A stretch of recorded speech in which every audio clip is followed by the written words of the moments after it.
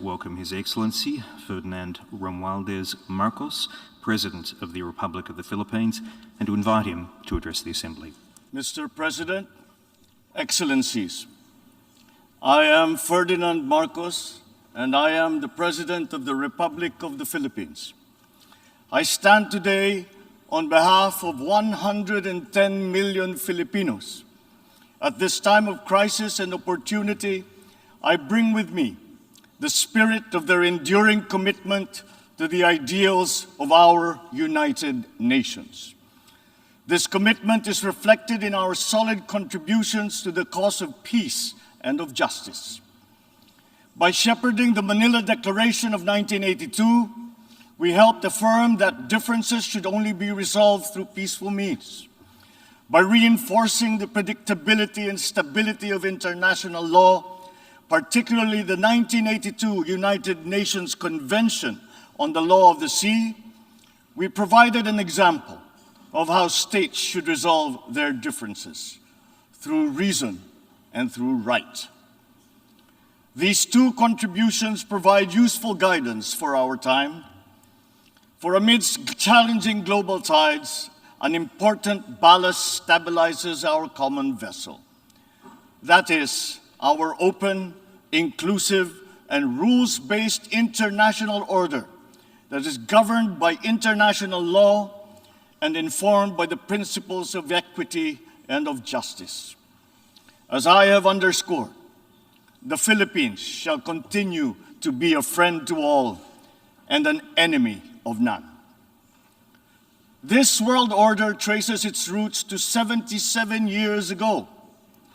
Your first Asian predecessor, Mr. President, General Carlos P. Romulo, called on our leaders then to make this floor our last battlefield, to determine in this hall whether humanity is to survive or be wiped out in another Holocaust. Our peoples chose survival. They chose cooperation. They chose peace. And by doing so, they made history. Today, history once again calls to us to make these choices. We are confronted by tectonic shifts that will inform the ebb and flow of this coming century. Of these, I see four challenges to the continued survival of our global community. First is climate change. The time for talk about if and when has long since passed. It is here. It is now. Climate change is the greatest threat affecting our nations and our peoples. There is no other problem so global in nature that it requires a united effort, one led by the United Nations. The effects of climate change are uneven and reflect an historical injustice. Those who are least responsible suffer the most. The Philippines, for example, is a net carbon sink. We absorb more carbon dioxide than we emit. And yet, we are the fourth most vulnerable country to the effects of climate change. This injustice must be corrected, and those who need to do more must act now. We accept our share of responsibility and will continue to do our part to avert this collective disaster. We call on industrialized countries to immediately fulfill their obligations under the United Nations Framework Convention on Climate Change and the Paris Agreement to cut their greenhouse gas emissions, provide climate financing, and technology transfer for adaptation for the most vulnerable and developing countries, to lead by example. We look forward to concrete outcomes at the Conference of Parties in Egypt later this year. When future generations look back, let them not ask why we did not take this opportunity to turn the tide. Why did we continue in our profligate ways until it was too late? This threat knows no borders, no social class, nor any geopolitical consideration. how we address it, will be the true test of our time. Second, the development of advanced technologies is rapidly transforming human life and experience. We still barely understand how these transformations are unfolding and where they are leading. The imminent diffusion of these emerging technologies could solve many of our old problems, but they could also disrupt our political and social orders. Our governance structures must keep up. Third, widening geopolitical polarities and sharpening strategic competitions are transforming the international political landscape. A profound lack of trust is putting enormous strains on our multilateral system. Our very charter is being violated around the world as we speak. In Asia, our hard-won peace and stability is under threat by increasing strategic and ideological tensions. These behoove us to uphold the ideals that led to the establishment of this Parliament of Nations, and to reject any attempt to deny or redefine our common understanding of these principles. Even as we grapple with these new long-term shifts, we remain beset by an unresolved problem. Inequalities and inequities within and among countries continue to persist, and they continue to demand urgent action. Therein lies our fourth transcendent challenge. This injustice was evident during the pandemic, when the richer nations immediately received vaccines at the expense of the have-nots. We see, for example, the dangers of this lurking in the persistent digital divide and in ballooning debt burdens. As we awaken from the economic stupor caused by the pandemic, we must reinvigorate the world economy. We must use public and private resources to encourage the expansion of trade, investment, and technology transfers to accelerate development. Knowledge and intellectual gains must flow freely to allow those lagging behind to catch up. Sustainable development will be hampered to the detriment of all if existing structures in the global economy remain unreformed. Mr. President, in these past 3 decades, Filipinos have achieved significant strides on our path to sustainable development. Despite the challenges of the pandemic and the global economic upheavals, we remain on track to reach upper middle income status by next year. With steady investment in food, public health, education, and other social services, we expect to become a moderately prosperous country by 2040. I am confident that we will achieve this vision. Yet, no nation stands alone. The achievement of our national ambition requires a global environment that creates conditions that allow all nations, including ours, to thrive in peace. We need the United Nations to continue to work, and we, the Philippines, are determined to be part of that solution. The Philippines did not hesitate to donate to the COVAX facility that helped provide vaccines in many parts of the developing world. Multilateralism and international cooperation do make a difference. Filipino health workers were at the front lines in many countries to curb the spread of the virus, risking and oftentimes sacrificing their own lives to save those of others. We have always been an optimistic and courageous nation. Despite the enormity of these challenges, we believe that solutions are within our collective grasp. You, Mr. President, have already identified 3 tools that are at our disposal. First, solidarity. We need to reaffirm the wisdom of the founders of our United Nations. This means transcending our differences and committing to ending war, upholding justice, respecting human rights, and maintaining international peace and security. Nuclear weapons continue to pose an existential threat despite our efforts to build norms that resoundingly prohibit them. We must reject the notion of deterrence and remain committed to decreasing the global stockpile of these weapons. At the same time, we must also address the scourge of the proliferation of all weapons, be they small arms, light weapons, or improvised explosive devices. Our work must also focus on ensuring that the international system remains fair, not only for all states, but more importantly, for all peoples. This system must work for the most vulnerable, especially the marginalized, migrants, refugees. The world has witnessed the enduring contribution of migrants in the fight against this pandemic. We still dream of an end to the disturbing incidents of racism, of Asian hate, of all prejudice.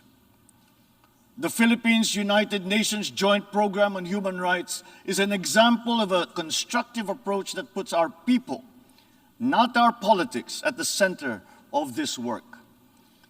It provides a model for revitalizing the structures that facilitates solidarity between the United Nations and the sovereign duty bearer. Our continued solidarity will also benefit from a reformed and more inclusive Security Council and an empowered General Assembly that can hold the Council to account. At the same time, the United Nations must forge ahead with its flagship tradition of global peacekeeping.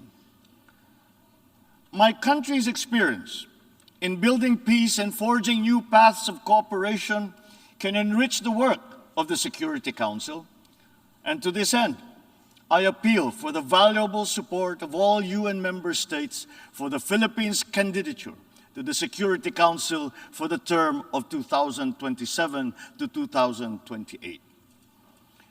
Our success in the Bangsamoro Autonomous Region of Muslim Mindanao in the south of the Philippines is a centerpiece of these efforts. The peace that we have forged after many decades of conflict among warring factions and clansmen demonstrates that unity is possible even in the most trying circumstances. Inclusive dialogue involving all stakeholders, including women, the youth, faith leaders, and civil society, conducted with patience and good faith, has produced a credible and solid foundation for self-government that paves the way for lasting peace and sustainable development. We take the same approach in Asia. The Philippines builds partnerships for peace and development through dialogue, including through interfaith and interreligious dialogue, especially through ASEAN. In the face of great diversity, we believe that partnerships form the bridge to unite all of us in promoting peace and stability in the Asia-Pacific region.